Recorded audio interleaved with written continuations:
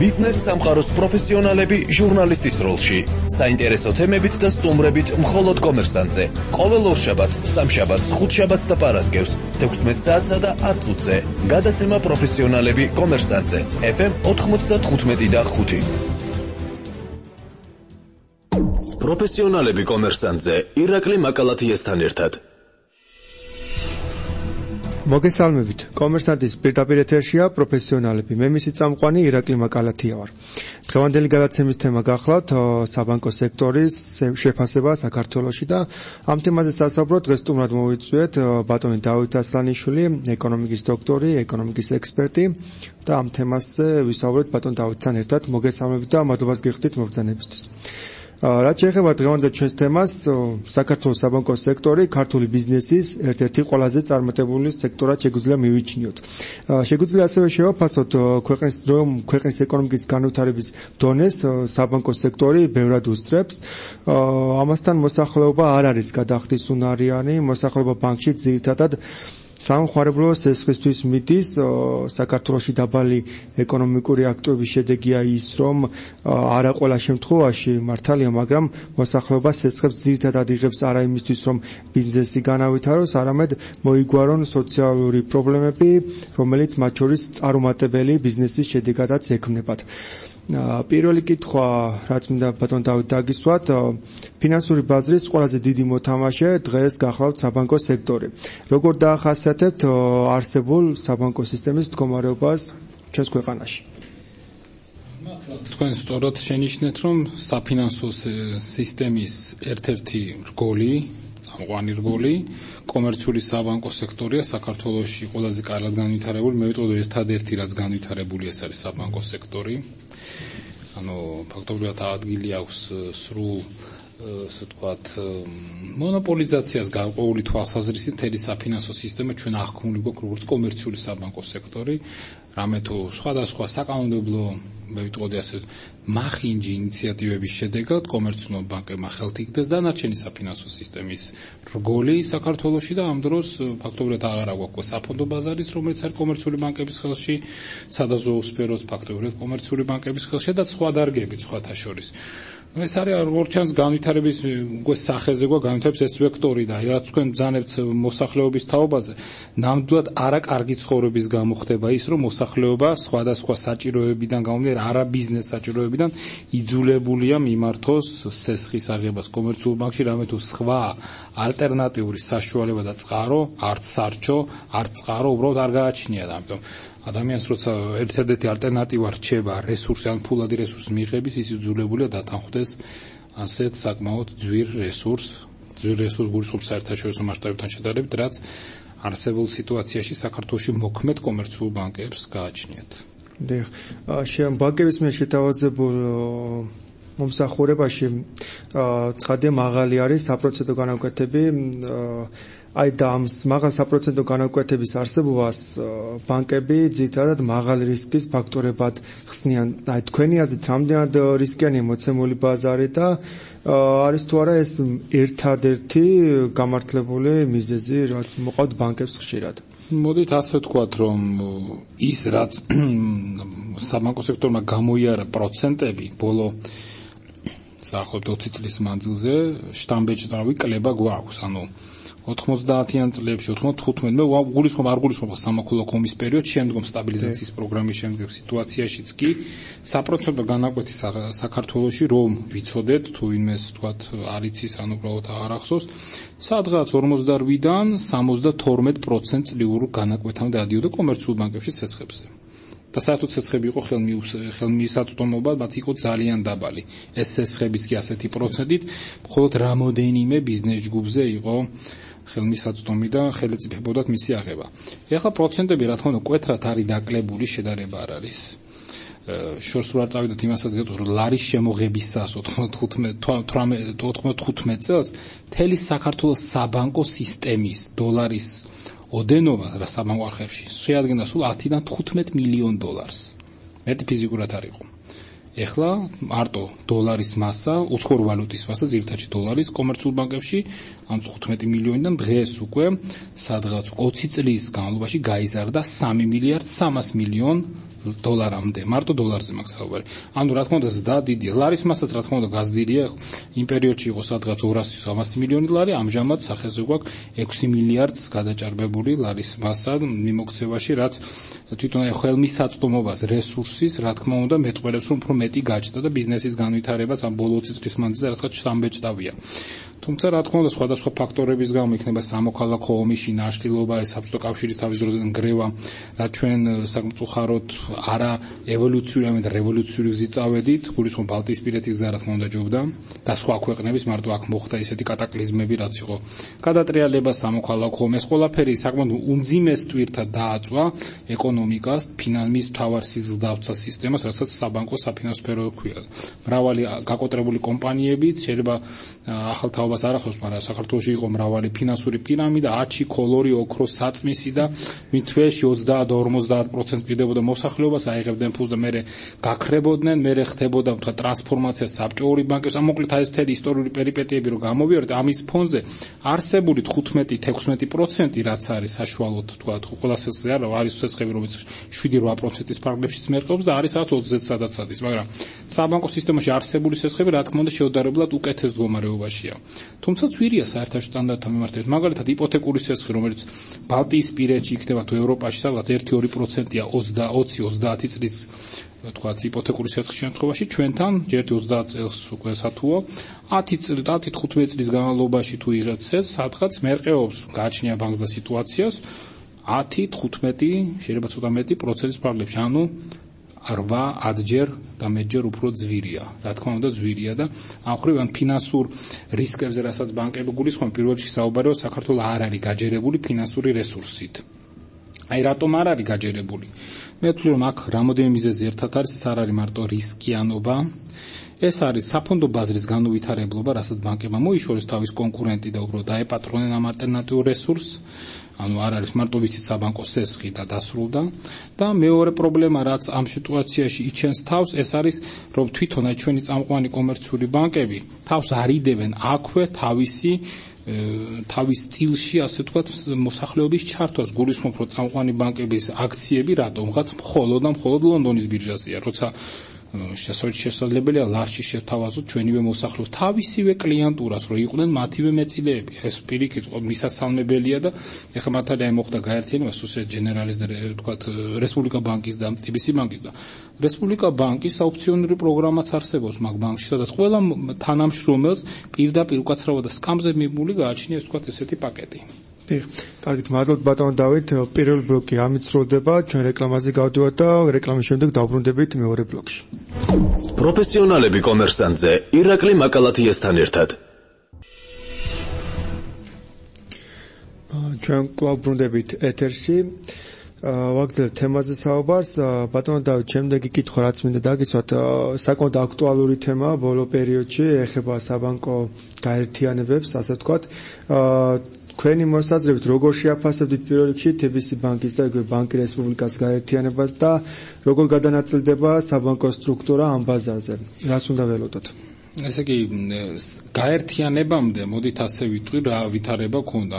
გაერთიანებამდე ჩვენ სინამდვილეში აქტივების, პასივების კუთხით, სააქციონერო კაპიტალის განხრით ყავდა და ყავს ისედაც ორი ლიდერი ბანკი, საბანკო ინსტიტუტი, რომელიც მოქმედებს საქართველოში, ეს არის საქართველოს და TBC, რომელსაც ჯამში ორივეზე მოდიოდა ამ დასახელებული პარამეტრებიდან გამომდინარე დაახლოებით 60% წილის, ანუ გულისხმობ 60%-მდე აქტივების, 60%-მდე პასივების პრინციპში სააქციო კაპიტალის და სხვა მუხლობრივი მაჩვენებლის. რესპუბლიკა ბანკი როგორც ასეთი ჯამურად ფლობდა მთელი დავარქოთ აი ამ მაჩვენებლების სადღაც 5-6%. იმდენივეს, რამდენიც გააჩნია მეტნაკლები სიზუსტით Liberty Banks, VTB Banks, Cartu Banks და Procredit Banks.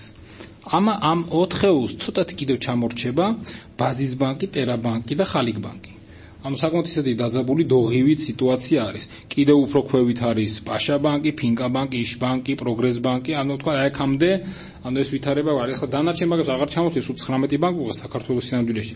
რამე თუ ნახევარზე მეტი ბანკები რეალურად რაც სახეზია საქართველოში უბრალოდ არ არიან უნივერსალური საბანკო ინსტიტუტები. ამ მხრივ ის რომ TBC ბანკს რამოდენიმე პროცენტული ერთეული დაემატა დავარქვათ ასე ჯამური ამ მომენტში ხვედრითი წილი ბაზარზე და ამით ის უტოლდება რაღაც პარამეტრებში ჯერ ჩამორჩება რაღაც პარამეტრებში ჯობნის საქართველოს მას ნიშნავს რომ პირველობის ბრძოლა გაჩაღდა. რატო ვახსენე პირველობის? იმიტომ რომ TBC ბანკს ჰქონდა ეს პირველობის პირველი ადგილი რომელიც საქართველოს ბანკმა მას ასე თქვა ჩამოართვა და ბოლო 10 წელია დაახლოებით ასე ფლობს ამ პირველობას. საქართველოს ბანკის BGO ჯგუფი უფრო უკვე რომ ბანკით შედის BGO ჯგუფში, TBC ბანკით შედის TBC ჯგუფში, ანუ გულისხმობ ჯგუფური ჰოლდინგური მართვის პრინციპია. თუმცა უნდა ითქვას რომ სანამ TBC ბანკი დაებრუნებოდა და გახდებოდა პირველი ბანკი სადაც 2004-5 წლებში მოხდა დაახლოებით მანამდე საქართველოს ბანკი კვლავ იყო პირველ ადგილზე. საქართველოს ბანკს მანამდე უსწრებდა GKB ბანკი, დღევანდელი VTB ბანკი. ანუ თქვა ასეთი პირველობის ბრძოლა რაში ჭირდებათ ახლა ამ ბანკებს. ანუ პირველ მეორე ადგილზე არსებული ბანკი ორივე არიან ლონდონის საფონდო ბირჟაზე ლისტინგში.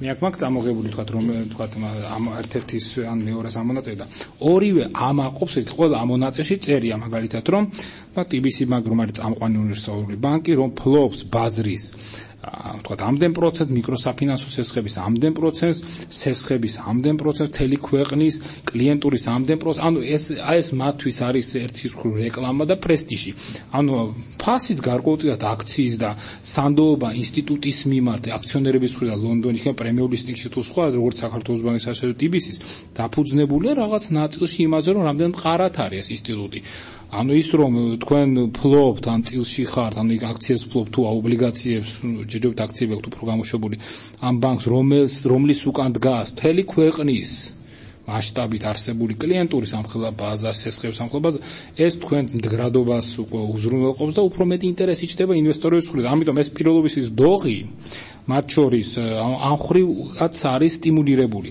ეხლა ჩვენთვის რა არის ამაში ცუდი ან კარგი ვიტყვით ცუდს, რაც ერთადერთი რაც არის. ეს არის ერთადერთი ის, რომ საქართველოში ამ ყველა ჩამოთვლილი ბანკიდან ახლა რო არ გვაქვს აზერბაიჯანული ბანკები, უბრალოდ დავასახელებ მიხვდებით. თავისი კაპიტალით. არსებობს შუააზიური ბანკები, ყაზახური ბანკები, რამოდენიმე. არის თურქული ბანკი რამოდენიმე, არის რუსული ბანკი, არის არაბ შეიხების საკუთრებაში ყოფი ტერა ბანკიც, არის ჩინური კაპიტალით გაჯერებული ბაზის ბანკი.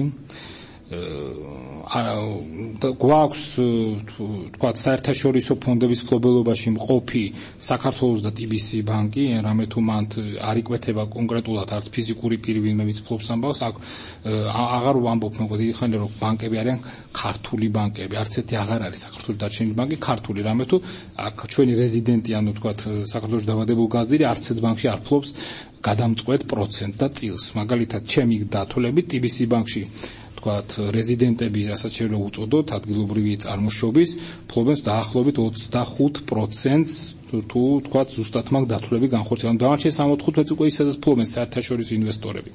აქ უფრო მეტი წილს ფლობენ საერთო ინვესტორები საქართველოს ბანკში.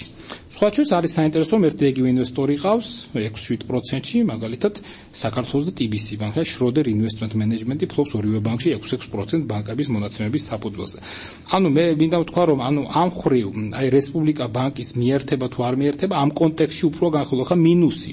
მინუსი არის ის რომ რაც დავასახელე ეს ქვეყნები არც ერთი არის წამყვანი ფინანსური ცენტრის ანუ ქვეყნის ბანკი და ჯგუფი. ჩვენ გვყავდა ორი საქართველოს სინამდვილეში ორი წამყვანი ინსტიტუტი, ეს არის Hong Kong Shanghai Banking Society, ანუ HSBC-ის ბანკი, ცნობილი ასეთი, რომ შემოვიდა, ცოტა ხანი, ვთქვათ, იყო ბაზარზე, მაგრამ გადაწყვიტა, რომ აქ მისი გაქანების სიტუაცია არ არის და გავიდა ქვეყნიდან. მეორე ეს იყო ფრანგული გიგანტი, Societe Generale, SocGen, რომელმაც 2006 წელს შემოაბიჯა, შეიძინა მსხვილი წილი რესპუბლიკა ბანკში, ბოლომდე არა, რამე თუ იქ რესპუბლიკა ბანკში კიდევ არის EBRD, მაგასთან ერთად, თუმცა სამწუხაროდ აი უკვე 10 წლის თავზე, აი ამ ფრანგულმა გიგანტმა ანუ საბანკო პროდუქტების ერთ-ერთმა წამყვანმა მოთამაშემ, რომელიც კარგ კონკურენციას ხარისხობრივს ჩვენთვის როგორც ალტერნატივის კუთხით თავაზობდა ჩვენს მოსახლეობას აქ ადგილზე და მართლაც მედგარ წინააღმდეგობას დავარქვა და წინააღმდეგობას ასე ხარისხობრივ წინააღმდეგობას უწევდა TBC-ს და საქართველოს ბანკს, იმიტომ რომ ამ სამეულს რაც დავასახელე ასე თუ ისე მაინც ჩამორჩებოდნენ თქვა აი ხარისხობრივი მოწოდები, თუმცა ახლოს იყვნენ VTB და Liberty ბანკი მაგალითად.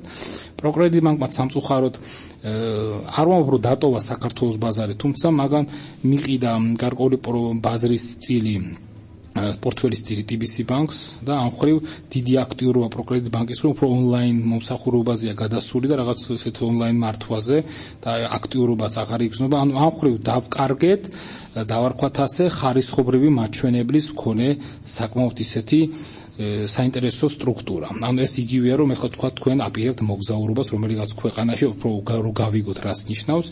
ანუ გადახედავთ ხა ფული თქვა თუ გაქვთ შეარჩევთ აბა რომელია ამ ქვეყანაში ბრენდის სასტუმროები ეძებთ Hiltons ხო Radissons იქ თქვა Holiday Inns და სხვა ანუ რაც გვაქვს ახაზე საქართველოში და ეს კარგია ეს მიღწევაა იმიტომ რომ ჩვენ სოფლიო აი ამ რუკაზე თუნდაც აი თქვა თქვა ტურიზმის კუთხით გაგვაჩნია ეს ბრენდები რომელთაც ტურისტებს სათქმელი მაინც გვაქვს ეხლა შემოგვიყვეთ საბანკო სისტემას და მოდის აქეთ სხვილი ინვესტორი და გვეკითხება აბა ვინ აკავთ თქვენ მან სხვილი მოთამაშე რას ვეუბნებით არავინ არ იცის მან რა არის TBC ბანკი, საქართველოს ბანკი, აც რესპუბლიკას გაიგებენ. ანუ აქადადეთ იყო რომ ვიტყოდით თქვა რომ Societe Generale საქართველოს არის არა სხვა ჩემი სიტყვები ეს TBC ბანკის გენდირექტორმა ბრძანა სხვათა შორის რომ სანამ შეიძენდნენ ამ ბანკს რომ სამწუხაროდ ესეთ რამეც ხდებაო. ამაში ვეთანხმები დიახ, იმიტომ რომ აი ეს არის ჩვენი დიდი მინუსი. მთლიანად საქართველოს საბანკო სისტემა რომელიც ვამბობთ რომ წარმატებული რო ვიცოდეთ რა თანხასაბარი. სულ არის რაღაც 25 მილიარდ ლარიანი. ანუ 10 მილიარდი დოლარი. ეხლა შეიძლება ციფრი რა თქმა უნდა ჟღერს იმ რამოდენიმე 100 მილიონთან შედარებით რაც იყო რა 10 წლის წინ თუმცა ძალიან პატარა ციფრია ძალიან პატარა ანუ მე გეტყვით რომ აი ჩვენაირი ზომის და წონის ქვეყნები ბალტიისპირეთი იქნება თქვა თუ აღმოსავლეთ ევროპის ქვეყნები აღარ ვამბობ განვითარებაზე 10ჯერ 15ჯერ და 20ჯერ აღემატება მათი საბანკო აქტივები ქვეყანაში და სიდიდე ბანკების ჩვენს ბანკებს ანუ რეალურად ეს ჩვენი ბანკი ერთად რო ყველანი შევკრიბოთ შეიძლება ერთ უკაცრავად და სოფლურ ამერიკულ ბანკს გაუტოლდნენ თავისი აქტივები და მასშტაბები რო გავიგოთ რაშია საქმე ანუ ჩვენი პრობლემა არის რეალურად რომ ჩვენ ვერ გავხვდით დაინტერესება ვერ გამოვიწვიეთ სოფლიო გლობალურ ფინანსურ ბაზარზე ჩვენს მიმართ აი რატომ ვერ გავხვდით მე ვთვლი რომ აქ არის ბევრი სუბიექტური ფაქტორი ეს არის ბაზრის ჩაკეტილობა მონოპოლიზმი გარკვეული ლობისტური ჯგუფების მიერ ქვეყნის ფაქტიურად უკაცრავად და ხელში ჩაგდება უკაცრავად ისე არის უზოგადად ყველა ხვდებით რომ ჩვენთან კონკურენტული ბაზარი არ არის არა მარტო ბანკებში ნავთობის სფეროც ფარმაცია სოფლის მეურნეობის რიგი პროდუქტები და ასე შემდეგ ასე აღარ ჩამოვთვლი ყველა ანუ კონკურენცია რეალურად ჩვენთან არის კონკურენციის არ არსებობდა ნიშნავს რომ ჩვენ კარგ და ხარისხობრივ მომსახურებას ვერ ვგებულობთ და ეს არის ჩვენი პრობლემა აქ და თქვენ შეეხეთ მნიშვნელოვან თემას კონკურენციას ეკონომისტების ინტერესის სფეროს სწორედ ეს წარმოადგენს რამდენად კონკურენტული იქნება ეს გარემო ცხადია შეერთება რამდენად იმოქმედოს ამ კონკურენტულ გარემოზე მივიღებთ თუ არა რაღაც გარკვეულ მონოპოლიურ ჯგუფს ამ გაერთიანებით ვერ მივიღე ახლა როგორ შევხედოთ აი როგორც ვახდეთ 60% ამ ორს უკვე ისედაც გააჩნდა ანუ საქართველოს ბანკი მაგალითად გეტყვით რომ მეორე კვარტლის ბოლოს ახლა მესამე ჯერ არ არის გამოქვეყნებული ბანკის საიტზე ყოველშაბათი მე არ შემკვეთრია 33.9% ფლობს აქტივების TBC ბანკი იყო 26%-იანი 26 დაემატება 6 და TBC ბანკი თითქმის უტოლდება აქტივებით საქართველოს ბანკს 15 წელი ისედაც იყო ეს მონოპოლია მაშინ ეხლა რა ერთი ბანკმა რო შეიძლება მეორე ეხლა გახდა კიდევ უფრო მონოპოლიური ნუ ეს არ არის არგუმენტი უსუსური არგუმენტაცია მაშინ ვილაპარაკოთ რომ არც ეს და არც მეოს არ უნდა ქონოდა ამხელა ბაზრის წილი 15 წლის წინ უნდა გვეწყო ამას საუბარი და დავიყვანოთ ყველანი 5% მაგრამ ესეც უხეში ჩარევაც არ არის სწორი იმიტომ რომ კიდევ ერთხელ მომო ჩვენი სისტემა თვითონ ჯამური თანხაზე ეს ყველაფერი ძალიან პატარა ამერიკული სოფლის ბანკის დონეზეა მთელი საქართველოს საბანკო სისტემის მასშტაბი ამაზე ჩვენ უნდა ვიზრუნოთ არა იმაზე რომ ახლა სოფლის დონეზე არსებული თქვა ეს ჯამური ამერიკული სოფელს გულისხმობ ისეება მათი სოფელი საქართველოს ტოლიც იყოს და მეტიც თქვა მასშტაბით არამედ რომ ვიზრუნოთ რომ აქ შემოვიყვანოთ ეს როგორმე საინსტიტუტო გარემოს კუთხით ეს გიგანტები ამ ხრი პირველ რიგში უნდა იზრუნოს პარლამენტმა და მთავრობამ რომ ის არასწორი უარგისი მახინჯი კანონმდებლობა რომელმაც მათ მიერ არის მიღებული 2000-დან 2007 წლამდე განმავლობაში მოხდა დამახინჯება სასწაული ჩვენი კანონმდებლობის.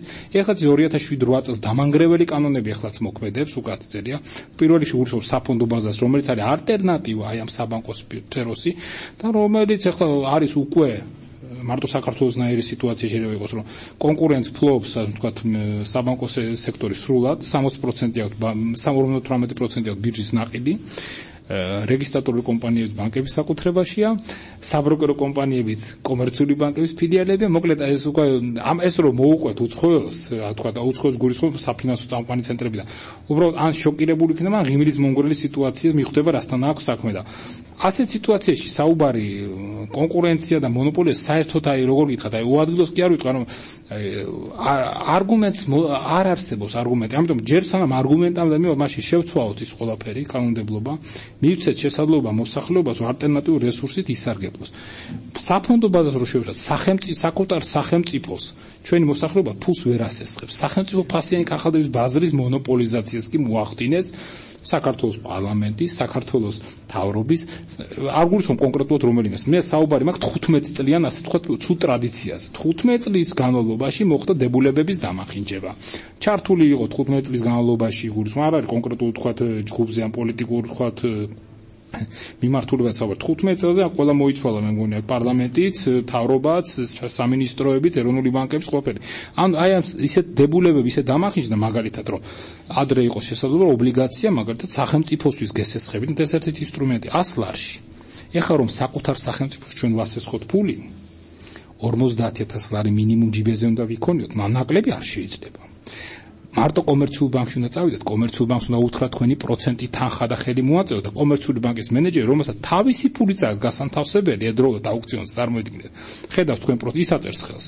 ეს დებულები თქვა დამტკიცებული. ეს როცა ვანახე თავის დროზე ჩემმა ჯგუფამ სოფლიო ბანკის წარმომადგენლებს საქართველოში, სიცილ ხარხარი აუწყოთ. ამაზე ვიჭერთ ხალხს ამერიკაში, მაგრამ ჩვენთან დებულებით დამტკიცებული პრობლემა არ არის, არაფერი. ანუ აი ესეთ ფუძემდებლურ საკითხებში საქართველოში ხდება ყველაფერს გაუკუღმართება და ახლა კონკურენციაზე საუბარი როცა ელემენტარულია საფუძვლები ეკონომიკის უბრალოდ გვაქვს საწინააღმდეგო ვექტორით განვითარებული, უბრალოდ უადგილოა და ამ ხომ მიართული ახლა აქ არაფერი ისეთი არ ხდება, ეხლა დადებითია რომ ტიბისის გაუშტა ერთადერთი შანსი შეიძლება მაღალხარისხიანი ბანკი, მაღალხარისხიანი გულისხმობს სოციალ ჯენერალის ტრადიციების და ხარისხის მიმდევარი სტრუქტურა ერთი იყო მარტო, შეიძლება და დაეწია საქართველოს ბანკს.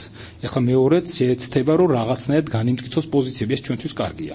ანუ ეხლა იძულებული არიან ამ დოღში ერთმანეთთან შესულები მოიზიდონ დამატებითი იაფი რესურსი და ამით ჩვენ შეგვიძლია გარკვეულწილად აი ეს ჩავარდნა რო გვაქვს 15 ჯერადი პროცენტებში გარკვეულწილად ვიხეიროთ ამით. ეს არის პლუსი. მინუსი არის ის რომ ჩვენგან წავიდა ეს ბოლო, ეს გიგანტი, რომელიც იყო საქართველოს შემოსული, სოფლიო ხარისხობრივი ფინანსური მომსახურების ცენტრი. ეს არის მინუსი. კარგით, მადლობთ ბატონ დავით, მეორე ბლოკი სრულდება. რეკლამის შემდეგ მესამე შემაჯამებელი ბლოკით დაბრუნდებით სტუდიაში. ჩვენ ბრუნდებით სტუდიაში მესამე ბლოკით, საუბრობთ თემაზე საბანკო სექტორის შეფასება საქართველოში. როგორც პირველ ბლოკში ვახსენეთ, ფინანსური ბაზრის ყველაზე დიდი მოთამაშე არის საბანკო სექტორი და ეს იქიდან გამომდინარე, რომ ის ვერ უწევს კონკურენციას, ვერ მოდის კონკურენციაში საფონდო ბაზართან. ბატონ დავით, თქვენ როგორ მიგაჩნიათ საფონდო ბაზრის განვითარება, რამდენად გაუმჯობესებდა ფინანსურ ბაზარს და მომხმარებლებისთვის რამდენად უკეთესი ეკონომიკური მდგომარეობა შეიქმნებოდა ამით? მოდით მოსახლეობამ რომ გაიგოს ალბათ რაზეა საუბარი. ანუ საერთოდ სოფლიოში არსებობს ორი მიმართულება. ევროპული, რომელიც გულისხმობს რომ სახელმწიფო ინსტიტუტები ხელს უწყობენ საბანკო მომსახურეობას, კომერციულ საბანკოს და მათზე დაფუძნებით არის შექმნილი დანარჩენი ყველა სახის ფინანსური პროდუქტი. ანუ ძირითადი აქცენტირება ხდება ბანკებზე. ოღონდ ეს არ არის უშუალოდ კომერციული ბანკები უკვე, ეს არის უნივერსალური ბანკები, რომელსაც საინვესტიციო ბანკის სახელით არიან ცნობილი ევროპაში, უფრო გადასული ვთქვათ აი ამ სტილზე. ამიტომ იქ მოსახლეობა მართლაც დიახ მიდის ბანკებში. ბანკები უკეთებენ მათ ყველაფერს, ოღონდ ეს არის საინვესტიციო ბანკები. ანუ ეს არის ბანკები, რომელიც არა ჩვენაირი ბანკებისავე, თქვათ, ნებისმიერ იდეა გაქვს, მოიტანე გირაო ჩადე ბანკში, ამის საფუძველზე მოგცემს წელს იმ ხელას, რომ 15-ჯერ აღემატება საერთაშორისო საპროცედო განაკვეთს და მერე ან სული ამოგხდება სიტყვაზე, ან ბოლომდე გაწურული რომ დაამთავრეთ ყველაფერს, თქვათ, ბანკი მადლობელი იქნება და ანუ თქვენ არ ვიცი რა შეგრჩებათ ხელში საბოლოო ჯამში, თქვათ, მაგრამ ეს არ არის. საუბარი არის, რომ ეს არის დაბალპროცენტიანი, გრძელვადიანი, საინვესტიციო საბანკო დიახ, კომერციული ბანკის ელემენტების დატოვებული, იაფი რესურსის, გრძელვადიანი რესურსის პარტნიორობაზე დაფუძნებული სერვისი. მეორე მიმართულება არის კაპიტალის ბაზარზე აქცენტირებით, რასაც ამერიკის შეერთებული შტატები და დიდი ბრიტანეთი ძირითადში ან განვითარების ამ ვექტორს ავითარებს, ეს არის კაპიტალის ბაზრის განვითარება. ანუ კომერციული ბანკები არიან უფრო სოფლად არსებული სტრუქტურები, რომელიც community ბანკების სახელით არიან ცნობილი, რომელიც ემსახურებიან სოფლის მეურნეობის განვითარებას, იქ ვთქვათ, ადგილზე დაბალპროცენტიანი სესხების გაცემას, მიკროსაფინანსო, ვთქვათ, სერვისებს უფრო ეწევიან, ხოლო თუ თქვენ გაქვთ ბიზნეს იდეა, მოსაზრება, ბიზნესი და გსურთ მისი განვითარება, თქვენ საამისოდ ბანკში გირაოზე კი არ მიდიხართ, იმიტომ რომ ესეთი ცნება იქ ნაკლებად თუ ვინმეს ახსოვს. არამედ ამ ბიზნეს იდეით მიდიხართ პირდაპირ ბროკერებთან, საინვესტიციო ბანკებთან, იქ უკვე პირდაპირ არსებულზე, არა თქვათ აი ესე განვითარებულზე, როგორც ევროპაში არსებულზე, რასაც ქვია სილიკონის დაბლობი, თითქოს განვითარდა და ბიზნეს იდეას თავაზობთ უკვე მდიდარ ხალხს, რომლებიც იხილავენ ამ თქვენ ბიზნეს იდეას. ეხლა მე ვახდენ ძალიან უტრირებას ამ საკითხს, რომ მარტივად რო იყოს, წილში ჯდებიან თქვენ საემ იდეაში, აფუძნებთ კომპანიას ერთობლივად, იყიდიან არ ვიცი 20-დან 50, შეიძლება 70% თქვენი წილის ჩაასხამენ კაპიტალს, ანუ თქვათ, მოგცემენ იმ რესურსს, რაც საჭირო თქვენი კვლევისთვის, ძიებისთვის. შეიძლება არც არაფერი გამოვიდე და ფული დაკარგონ, ასე ხშირად ხდება, თუმცა თუ იდეამ გაამართლა, ისინიც უფრო მეტად რა თქმა უნდა თქვენს მდიდარი ადამიანები ხდებით. მაგალითად გეტყვით ხა სტუდენტი მარკ ცუკერბერგი მგონი გაგვიგია Facebook-ი, რა არის Facebook-ი? იდეა ქონდა, მედიაფერ ქონდა, სტუდენტი იყო მეორე თუ მესამე კურსი ხარვარდის. ჩათვალე ეს იდეა გარშემო რამოდენიმე ეს ქონდა, მაგრამ ამან განვითარება მისცა, თქვა, ისეთი IT ტექნოლოგიების განვითარებით, ისეთი ბიზნეს სქემი და ლოჯისტიკით, რომ დააინტერესა მრავალი თვე, ასე ვთქვათ, დაჯინებული მოლაპარაკების შედეგად დისკუსიებს აი სილიკონის დაბლობში რამოდენიმე საინვესტიციო ბანკერი, ანუ არა ბანკი, რომელსაც გირაო მოსთხოვა, რა უნდა ჩადოს ცუკერბერგმა, გირაო იმ პერიოდში სტუდენტი არაფერი არ გააჩნია ვალის გარდა იმ პერიოდში. იდეა ჩადო. იდეაში ჩადეს ფული, ანუ იყიდეს მისი წილი კომპანიის და ეხლა ცუკერბერგიც მილიარდერია და რა თქმა უნდა უფრო მეტი მილიარდერი არის ამ თვალსაზრისით ფონდი, რომელიც ცუკერბერგი დაუჯერა, მიანდო და ჩადო ეს ფული, ინვესტორების ფული. ვინ არიან ეს თქვათ ისეთი საინვესტიციო ბანკი? ანალოგიურად სტივ ჯობსიც შემიძლია გავიხსენო. ბილ გეიტსი, რომელიც ახლა სოფლის უდიდრესი ადამიანია და რანაირ ბილ გეიტსიც რა იყო, ან სტივ ჯობსი ვინ იყო? სტივ ჯობსმა იმდენი მოახერხა, რომ ფინანსების მართვა წესიერად რო არიცოდა, დიახ, ერთხელ ორჯერ ანდეს ფული, თქვა, ამ სენსო ბანკირებმა, თვითონ კომპანიაში, თქვა, Apple-ში იყო, ბოლოს გააკოტრა ეს კომპანია, ძლივს გააგდეს. ბოლოს როცა უკაცრავად ისწავლა, მობრუნდა უკან iPhone-ების იდეით, დაუჯერეს კიდევ ერთხელ უკვე დამწრება, მაგრამ დაუჯერეს, მაგრამ უკვე ფინანსების მართვის საკითხებშიც შიდა კონტროლის სისტემის დაფუძნებით ანდეს კვლავ რესურსი და ახლა გვაქვს iPhone-ი ყოველას ხელში და მილიონი მართალია გარდაიცვალა, მაგრამ ლეგენდარი ადამიანი, მაგრამ როგორ გახდა ლეგენდად? მაგას არაფერი არ ქონდა. ახლა წარმოვიდგინეთ სტივ ჯობსი, მარკ ცუკერბერგი თუ ბილ გეიტსი საქართველოში ბიზნეს იდეით მიდიან სად მიდიან? კომერციულ ბანკში მომეცი გირაო? რა გირაო უნდა ჩადოს ამათ? არაფერი არ აქვს. შესაბამისად ბიზნეს იდეა კვდება. ეხლა აი ესეთი ინოვაციის იდეების, ეხლა მართალია სტარტაპების პროგრამაა გამოცხადებს ხო, მაგრამ რა არის ის ამას აქ უფრო სპონტანური ხასიათი, სამწუხაროდ არ არის სისტემური. აქ კომერციული ბანკების გადასვლა მეორე დონე, ანუ ჩვენთან მოხდა უღმა ყველაფრის გაკეთება, ანუ ჩვენ გქონდა კანონმდებლობა ინგლისურ-ამერიკული, მაგრამ სიტუაცია და ვითარება ქონდა ევროპული ამ ბანკების მხრიდან. ამან გამოშვა ის, რომ საფონდო ბირჟა, რომელიც ორგანიზებული, ჩვენ ქონდა რამოდენიმე ბირჟები, სხვადასხვა 90-იან წლებში, ბოლოს შეიქმნა ორგანიზებული ბაზარი საფონდო ბირჟა, მაგრამ აი ამ კონფლიქტურმა ვითარებამ უკვე თავიდანვე თავის დაღი დაატყო ამ ბირჟასაც, ამიტომ ბირჟის ამოქმედებისთვის საჭირო გახდა გარკვეულ რაღაცებზე და შეღავათების გაწევა. იქ იყო ფიქსინგის ელემენტი შემოღებული, როდესაც ბირჟაზე მყოფი აქციები ბირჟის გარეთ გასხვისებული იყო, თქვათ, არანორმალურად, არაადეკვატურ ფასებში, ანუ თქვათ, წარმოვიდგინეთ ახლა საქონელი, რომელიც ის 100 ლარი შეიძლება ბირჟის გარეთ გატარდეს 5 თეთრად. ან პირიქით $1,000,000. და ასე ვთქვათ, ჩვეულებრივ მომენტად იყო აქ, მაგრამ ამით ჩვენ დავაფრთხეთ ეს ინვესტორები, ვინც ვთქვათ, საქართველოსთან ვთქვათ, ქონდათ რამე სურვილი წამოსვლის. 2006 წელს მიუხედავად ამ პრობლემებისა, ბაზარის სანაკანონმდებლობა შეიცვალა. ჩვენთან შემოვიდა OMX ჯგუფი, NASDAQ OMX-ი. უბრალოდ შემოდიოდა, ქონდა მეც და ჩემ პარტნიორებს იდეა, ჩვენმა ისინი დავაინტერესეთ. მარტივად გეტყვით, საქართველოს კომერციული ბანკებმა უკაცრავად პანჩურის ამორტყმით 2006 წელს გააგდეს NASDAQ OMX-ი საქართველოსთან. შეგნებულად, სახელმწიფოსაც არაფერი არ უქნია ამ კუთხით, შეგნებულად საქართველოში მოხდა მე ამას დავარქვა ფინანსური ეკონომიკური დივერსია. ეს ჯგუფი გაგდებულ იქნა ქვეყნიდან, იმის შემდეგ აღარც იყურება ჩვენსკენ და რატომღაც გავაგდეთ სად იცით, სომხეთში. ანუ საქართველოს მთავრობამ 2006 წლებში სომხეთს გადაულოცა კავკასიის ფინანსური ცენტრის ფუნქცია. იც მათ არაფერი არ გამოვიდა, მაინც ჩიხი არიან, მაგრამ ყოველ შემთხვევაში წარმოვიდგინეთ საქართველოში ყოფილიყო ცენტრი ფინანსური NASDAQ OMX-ა, თავს მოიყრიდა მთელი ეს სოფლიო გამოცდილება ამ კუთხით. ხვდებოდით გლობალური ბაზრის ცენტრი. და ამ შემთხვევაში თქვა და ეს სამწუხაროდ ესეთი პერსპექტივაც დავკარგეთ. ეხლა ბაზარზე გვაქვს დარჩენილი 42 საბროკერო კომპანია, მხოლოდ 4 თუ 5 ყველა კომერციული ბანკის ფილიალი. ანუ გიდ ბირჟაზე წაწუხართ და გიდ ბანკში, იქაც ამ შემთხვევაში საქართველოს სინამდვილეში ბანკები გრჩებათ სახეზე. დიახ, მადლობთ ბატონო დავით.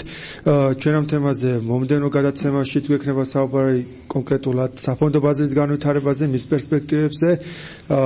დღეს კი გადაცემა პროფესიონალები ამით სრულდება.